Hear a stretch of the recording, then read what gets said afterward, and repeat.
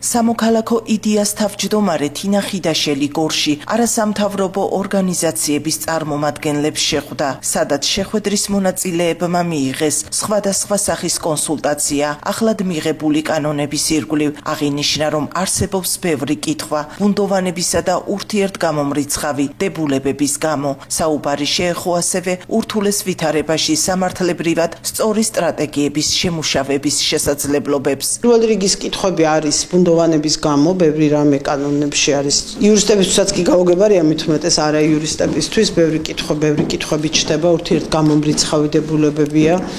არის ასევე ცოტა გაუგებრობები წარმოშობილი იმ პოლიტიკურ განცხადებებსა და რეალურად მე კანონის ჩანაწერებს შორის სხვაობებით, რომელიც ხშირად ხდება ხოლმე ამ ქვეყანაში. ამიტომ ვცდილობთ, რომ მაქსიმალურად სრულყოფილი იყოს გაგება მაინც პირველ ეტაპზე ყველა იმ მოთხოვნის იმ ვალდებულების პასუხისმგებლობის ახალი რეგულაციის, რომელიც ამ კანონებს შემოაქვთ. უკვე ამის შემდეგ დგება, რა თქმა უნდა, ეტაპი სამართლებრივად სწორი სამოქმედო სტრატეგიების არჩევის, მაგრამ პირველ რიგში მნიშვნელოვანია, რომ ყველას ძალიან კარგად გვესმოდეს, გაცნობიერებული გქონდეს, რომ ქართულმა ოცნებამ ყველაფერი გააკეთა იმისათვის, რომ საკანონმდებლო დონეზე ყოველ შემთხვევაში სიტუაცია ძალიან დაემძიმებინა და ფაქტიურად რაღაც სასწარკვეთამდე მისული ოპერირების შემზღუდავი გარემო შეექმნა არასამთავრობო სექტორის. ახლა რეალურად ეს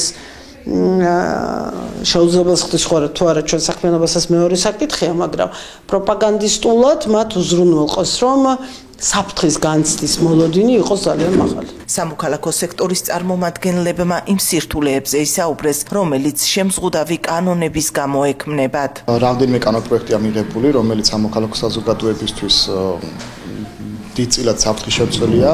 ასევე კანონპროექტები, რომლებიც გაურკვეველია ჯერჯერობით თუ რა გავლენა ექნება სამოქალაქო საზოგადოებაზე, რადგან ურთიერთგამომრიცხავი ჩანაწერებიც კი ხდება კანონში, ამიტომ საკმაოდ რთულია და დღევანდელი შეხვედრას ამას ემსახურებოდა, რომ გაგვერჩია ის კანონპროექტი, რომელიც მიღებულია ეგრეთ წოდებული ფარასახით, თუმცა რა თქმა უნდა რთულია იმჯერა კანონპროექტზე, როდესაც არ იცი კანონქვემდებარე აქტების შესახებ, არ გაქვს სრული ინფორმაცია შესაბამისად.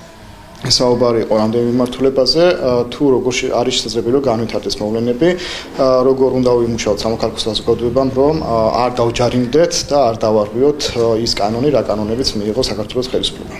ბოლო 2 წლის განმავლობაში ეს ეგრეთ წოდებული გამჭვირვალობის კანონი, ფარა გრანტების შესახებ კანონი პრაქტიკულად უზღუდავს არასამთავრობო ორგანიზაციებს მოქმედების საშუალებას და იმ სერვისების განხორციელებას, რომელსაც აქამდე ახორციელებდა.